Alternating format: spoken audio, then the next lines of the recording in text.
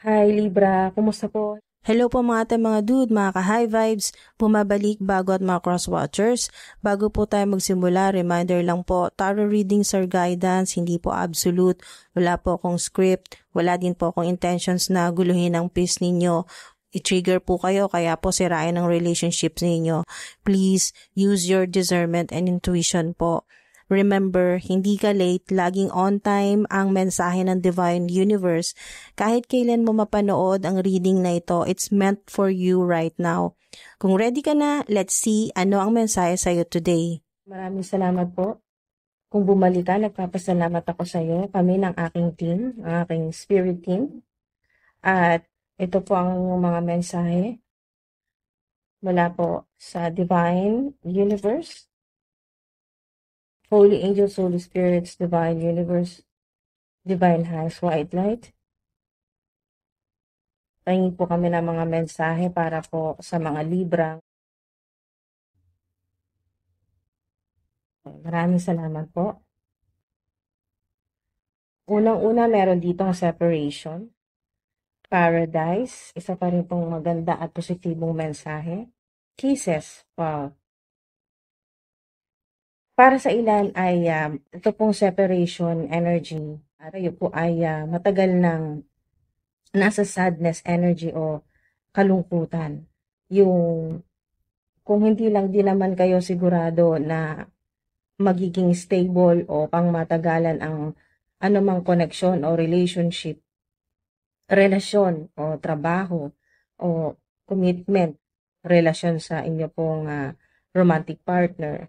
Kung nakikita niyo po or napapansin niyo matagal na parang walang kasiguraduhan, ay mas gugustuhin mong matapos na ito or mauwi na lang sa separation kaysa matagalan lang. Kumbaga mga ating mga dun ay magtagal na hindi maganda ang pundasyon. So meron ditong paradise, so napakaganda po nito, no? Ah, meron pong romantic getaway or meron pong kayo po ay mag-enjoy kasama po ang inyong mga mahal sa buhay o yung particular po na mahal po ninyo sa buhay o yung inyo pong romantic partner. O sa ilan naman po ay kasama po ang inyong pamilya.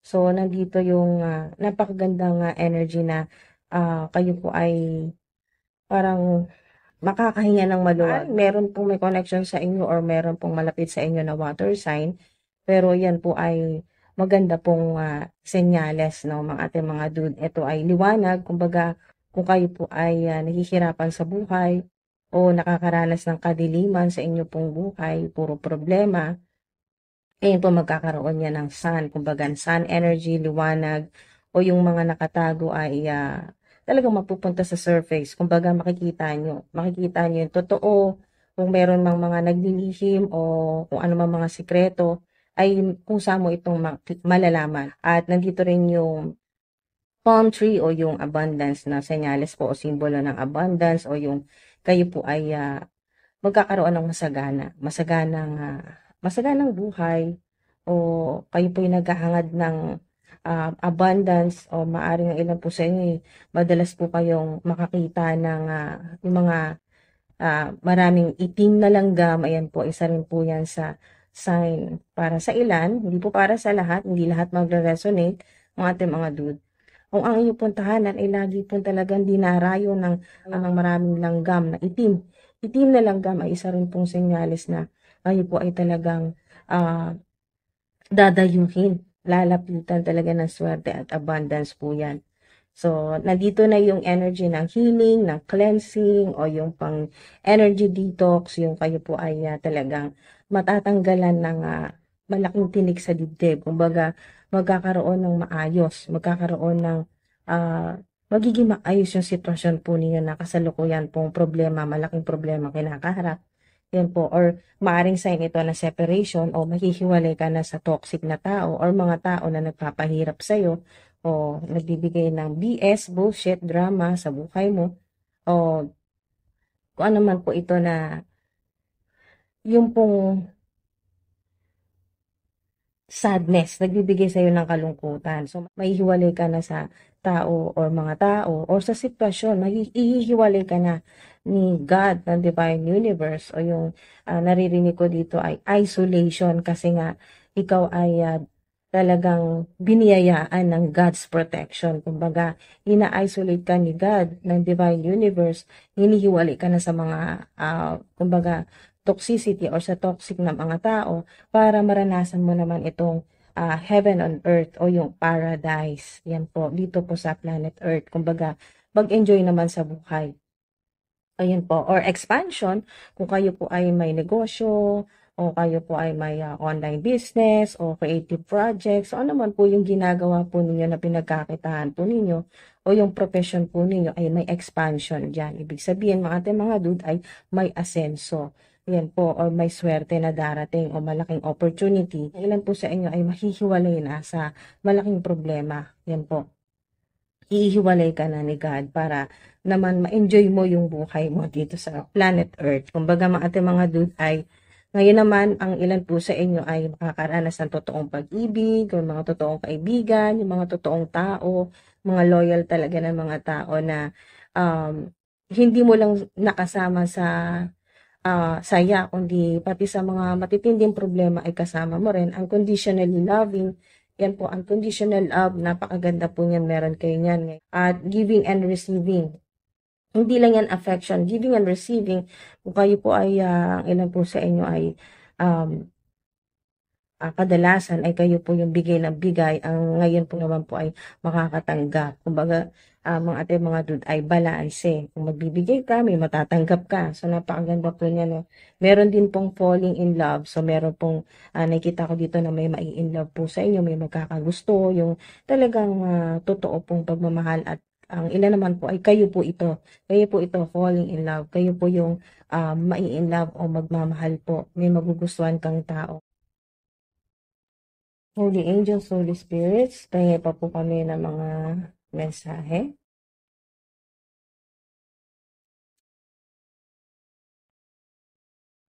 Oops. Alright, so napakaganda po nito mga ating mga meron kayo dito ang Two of Wands. So, yan po ay maaring sign ito na yung nagmamahal po sa inyo or ngayon po makikilala po ninyo na mamahalin po ninyo ay Aries. Dalawang beses may Aries dito. Aries din po itong Emperor. So, maaring ito ay 42 na ang edad. 42. O malapit po sa inyo na 42 or magpo-42. Merong Emperor dito. So, ang ilan ay nanggaling na sa war o yung talagang mahirap, napakatinding problema. So, ayun po yung dahil reverse na ito, mga ating mga dude, ay ibig sabihin ay napagtagumpayan ninyo kung anumang problema o talagang gulo sa inyo pong career o kung anuman po itong chaos na naranasan po ng ilan po sa inyo. Chaos, conflicts, problema, matinding pagsubok. Nakikita ko dito ay yung improvement, self-improvement, yan po, spiritual awakening. Magkakaroon ng balanse po yung inyo pong energy, kakaroon ng justice kung meron man pong nanggulo ng buhay po ninyo, no? Nanggulo sa buhay po ninyo o sa inyo pong pamilya o nagpahirap po sa inyo. Meron ako nakita dito na may nagpahirap sa'yo na male or masculine energy, male, lalaki. O pwedeng ang edad nito ay 41, 42, mga 40 plus, ganon yung edad. Maaring merong father figure o male na nagpapahirap sa inyo or masculine energy. At nagagalit. Meron ako nakikita dito na nagagalit sa inyo dahil ngayon ay separation to. Ibig sabihin ay hindi ka na niya makokontrol. So, pwede rin ito mga dude na yung kung sino man tong tao na nagpapahirap po sa inyo, pwede rin itong female, babae, or mother figure, pero may pagka-masculine po yung kanyang energy. Yung gusto niya yung siya yung magkocontrol sa'yo or siya yung nagpapahirap sa'yo. Pero ang maganda rito, mga dude, ay ito pong Two of Wands ay talagang naka-step forward ka na. Okay? So, simula na ito ng mas maganda, mas, kumbaga, peaceful, hindi na gano'n kagulo yung energy. So, maganda po 'yan. Kasi itong, Emperor ay, maaring sign din ito ng, victory po ninyo sa ilan, okey? O yung ipagpapatuloy niyo na kung ano yung ambisyon po ninyo. Meron dito na kayo po ay maaring meron pong social media platform o kayo po ay, influencer. Sa ilan naman po meron ditong eto yung romantic sa unconditional love na darating po sa buhay po ninyo, merong parating, okey? So, maaaring ito ay halos kaedad mo lang o kaya po ay 3 taon ang tanda niya sa'yo o 2 taon. Maaari din po na 32, 34, 43, yan po yung mga edad na naririnig ko. So, babae man o lalaki itong parating sa buhay po ninyo ay, napaka, ah, idealistic. Ito ay,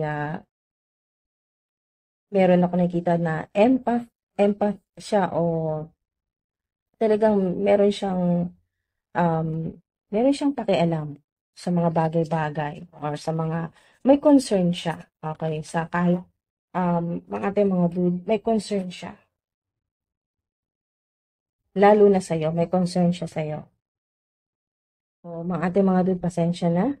At ito po ay, lumipad at napakalayo ng nilipad. Dalawang cards na 'to ay hindi natin puwedeng, ah, itabi dahil, kusa po silang, lumipad, bumaba talaga. Okay, so pinulot ko sila sa lapag at ayan po, energetically ang ilan po sa inyo or maaaring physically ay nahihirapan, kasalukuyang nahihirapan po ang ilan po sa inyo dahil marami pong nag-backstab sa inyo or maraming nanloko, nanakit, nanira o nagsalita ng hindi maganda sa inyo o maaaring, past na ito 'no. Sa ilan ay maaari pong, puwedeng 4 to 10 days, weeks, months na ito nangyari sa inyo. Sa ilan ay, sign ito na katapusan na po. Napakahirap na cycle na napagdaanan po ninyo, napakahirap na pagsubok. Lalo na may kinalaman sa bahay 'no, sa tahanan, home life, sa pamilya. Puwedeng sa pamilya mo kung ikaw ay may asawa, may mga anak or may anak or sa pamilya, sa mga magulang mo, mga kapatid mo or extended family, naririnig ko rin. So, kung ano man po ito na napakatagal na paghihirap ay, um, puwede rin ito mga ate, mga dude, hindi lang sa relasyon, sa mga taong involved sa'yo or sa family members. Puwede rin po ito sa ilan na matagal na paghihirap sa trabaho po ninyo or sa career po ninyo.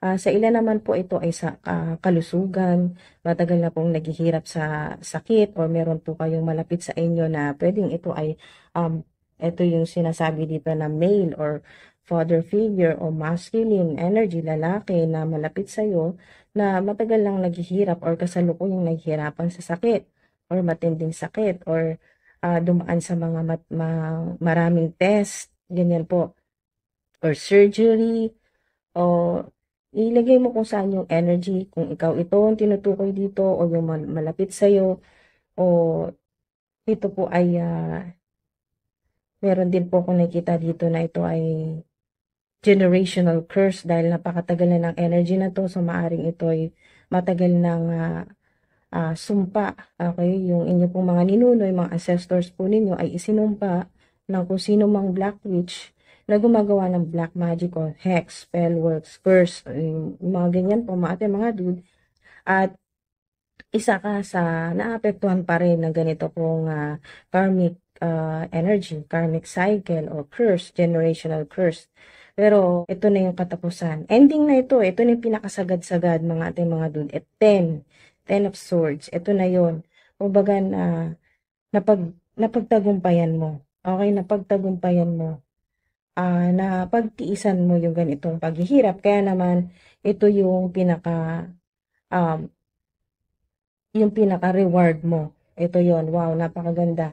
Be ready for the opportunity you work for: celebration, stability, home, rest, cleverness, beauty, romance, mirth, milestones, community. So napakaganda nito, no, respeto sa iyo ng mga tao sa community ninyo, or mga nakakakilala sa iyo, sa mga family members, babalik yan. Okay, kumbaga, mare-restore, kumbaga babalik yan sa'yo.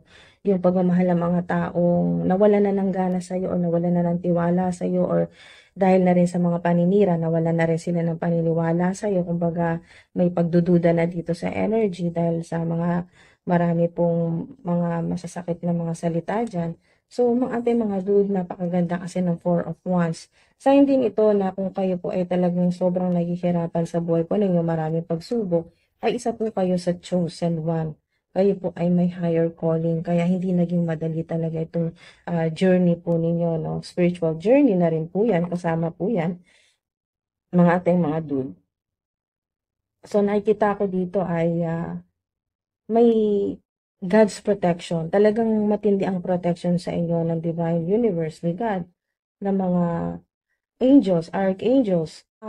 Tatapos na. 10, kasi ay ending na ito, ending na ng karmic cycle, so matatapos na po yung paghihirap po ninyo. Napakasaya kasi ito yung celebration kasama ang mga mahal mo sa buhay, ang pamilya mo. So, nandyan yung suporta ng Divine Universe at ng mga taong nagmamalasakit, nagmamahal sa'yo. The lovers, ayan o. Pwedeng Gemini, okay? Pwedeng may connection sa Gemini. Meron din ditong Gemini din ito. So, dalawang Gemini na. So, puro Aries. May Aries din. Tatlo na yung Aries. So, maaari din po na meron kayong, may tatlong Aries na special sa buhay po ninyo, no? Or Gemini. Pwedeng family member ito. Kaya po ay naging malapit sa'yo romantically. O maaring ito yung tinutukoy dito na unconditional love, falling in love. So, makikita nyo na po, makikilala nyo na yung kapareha po ninyo, no? Yung inyo pong match made in heaven sa ilan. So, giving and receiving affection, kung noon ay ikaw lang ang nagbibigay ng pagmamahal, ngayon, makakatanggap ka na rin ng talagang pagmamahal na hindi nakikwenta, kumbaga hindi nabibilang, unconditional. Kumbaga, mga ating mga dude ay walang limitasyon na pagmamahal. At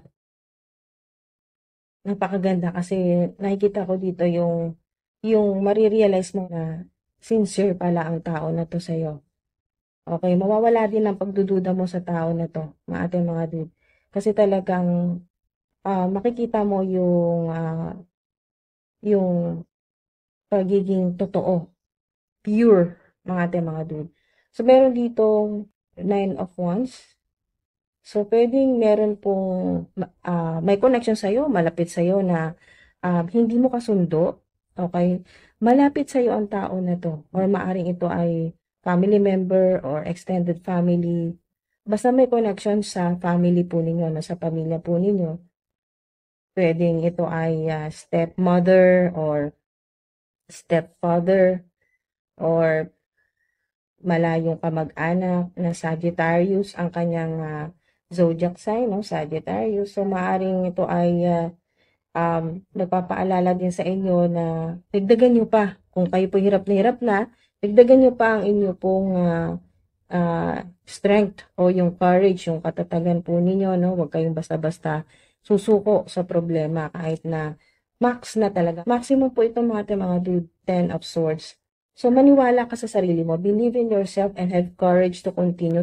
Tuloy lang mga dude. Wala pong hihinto kahit gaano kahirap. Okay? So, kayo po ay tama na magkaroon po kayo ng boundaries, no? Maaaring kayo po ay nag-delete muna ng inyo pong social media account or wala munang social media. Kumbaga, social media detox ang naririnig ko dito. O internet detox. Kumbaga, mga ating mga dudang ilan po sa inyo ay talagang ito yun, yung energy na separation o walk away, humiwalay, o nag-disconnect kumbaga sa ngayon sa makabagong mundo, nag-disconnect ka muna, kumbaga mga ating mga dude ay or hinay-hinay, nagbawas, gano'n, mga ating mga dude ng yung paggamit ng gadgets o cellphone, ganyan po, or paggamit po ng internet, nakikita ko dito yung nag-disconnect. Or sa ilan naman po, na patuloy pa rin pong may social media, ay mas naging mahigpit kayo. Kumbaga, mas naglagay kayo ng boundaries. Kumbaga, mga dude, ay hindi basta-basta. Nakikita ko rin dito ay maingat ka sa mga um, social media accounts or sa inyo pong yung mga password, privacy, mga ganyan, mga dude, sobrang ingat mo dyan. At talagang hangga't maaari ay hindi mo dinidisclose o hindi mo pinapaalam kung ano yung kung anong meron sa'yo, kung ano yung ginagawa mo sa kasalukuyan or yung mga personal po ninyo na impormasyon, hindi nyo talaga yan pinapakita. Kumbaga, hindi nyo binobroadcast sa mga tao or lalo na po sa internet. Sobrang Thank you po kasi mga gusto dude po for ninyo spending na time here. makapagpahinga Always sa remember sobrang po stress. mga fam, Yan po. mga At ateng, mga dude, mga ka-high magandang vibes, sign ng paradise abundance kasi comes yan po in many ay forms, hindi lang pera talagang lagi. mas Kaya kung hindi ma-enjoy pa po naman dumarating ang yung mga mahal hinihintay sa mo, buhay. Yung baka mga blessings in other forms muna ang mga binibigay taong sa'yo. Don't forget, kung gusto yung mong mga suportahan taong ng mula channel, sa umpisa ay subscribe hindi ka na rin, nagduda like, share, sa'yo, and check out nyo na rin sinuportahan po ka kahit mga na Shopee affiliate links hindi for pa ganun tips and ka-stable kung donations yung naman po. ginagawa Click mo, nyo po naniwala super sa'yo, thanks icon yun sa tabi po, po ng tumutulong like, sa'yo. share sa So, ibaba ng video. Kung gusto napakaganda nyo po po ng ako ilibre energy. ng coffee, click nyo na rin po coffee link ko po for tips and donations din po sa description and pinned comments. Maraming salamat po. Ingat po kayo palagi. Hanggang sa susunod po.